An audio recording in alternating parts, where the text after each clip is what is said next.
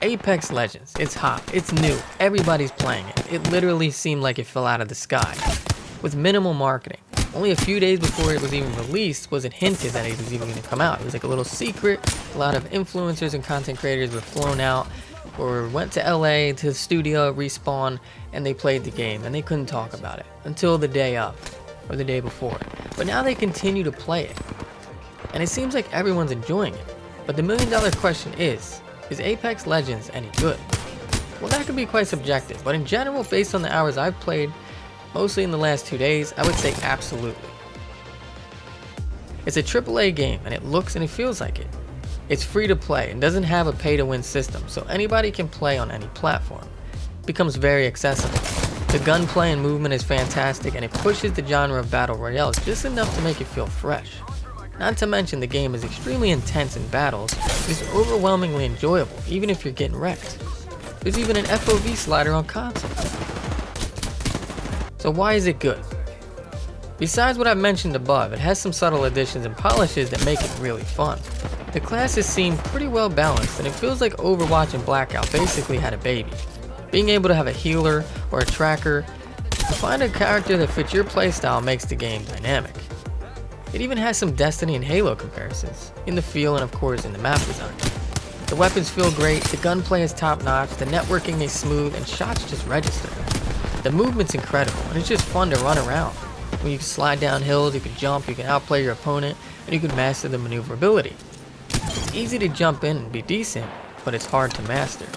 The players who master the abilities, the movement, and the aim will dominate in every game.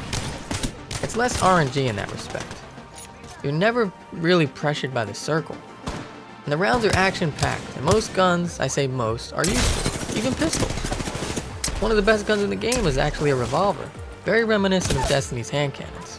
And then the sound. The sound is top-notch. Sound effects, the atmosphere, and the directional mix, although footsteps are kind of hard to hear sometimes. I do find it easy to pinpoint the direction, and I have an idea where the enemy is. You can also ping and let your team know where you're looking or even tag loot. Very helpful and intuitive. There's also something completely fresh, and it's coming from a company named Respawn. I find it impressive they figured out a way to add a respawn function in a battle royale game, and it's balanced. If you're down, you're really not out. A teammate can get your banner and go to one of the respawn machines and you jump back into the action like a badass. But of course you're unarmed, which provides some downsides and forces you to find loot quickly or get some assistance from your teammates. And then there's the finishing moves. When you down an opponent, you do these risky finishing moves. They're very satisfying though. They bring back this nostalgia of like a Mortal Kombat fatality or a Gears of War execution, but less gruesome of course. The performance is impressive as well. In terms of optimization, I stay above 120 FPS on PC with a 7700K and a 1080. With mostly high settings, there's some little things here and there turned off to give me that consistent FPS. And it seems bug free from the time I've played, and it looks as if this game was properly tested.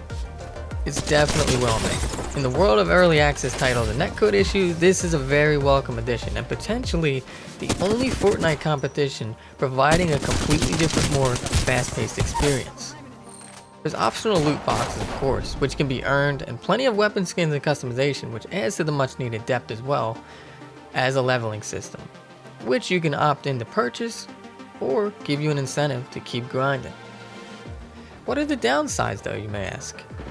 Well, there's no solo or duo mode, so you have to go in as a trio.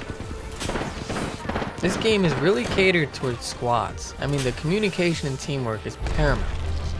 Also, picking the right classes and knowing which ones mesh with each other works really well. So unless you have some friends or like playing solo, you might find it annoying teaming up with random people who mostly lack communication and simple motor functions. Yes. And the healing feels as though it takes a tad bit too long. Some of the loot and ammo seems like it needs to be tuned as well. It's like there's just not enough. There's been plenty of rounds where I just completely run out of ammo. Quite often actually. Since the time to kill can be relatively high, especially with armor, you can waste a lot of ammo and be out of the fight. And that leads me to my next concern, the armor, which is very comparable to Blackout's armor and can really take a beating. You got basically no armor, then you have the white armor, then you got the blue armor, then you got the purple armor, then you got the yellow armor, which is just as good as the purple armor, but it has like these special abilities. But they can be tanky. Not only that, but you can recharge the armor. But I feel like this gives a casual a chance to escape or fight back. Some weapons though, do seem a bit underpowered, such as some SMGs, and the time to kill really reflects that. But personally, I'm having a blast so far, and will continue to as I'm interested in seeing how this develops. But overall, my hat's off to Respawn and EA, and maybe this gives us more confidence in EA and will help them bandage their reputation. Maybe that was the plan all along.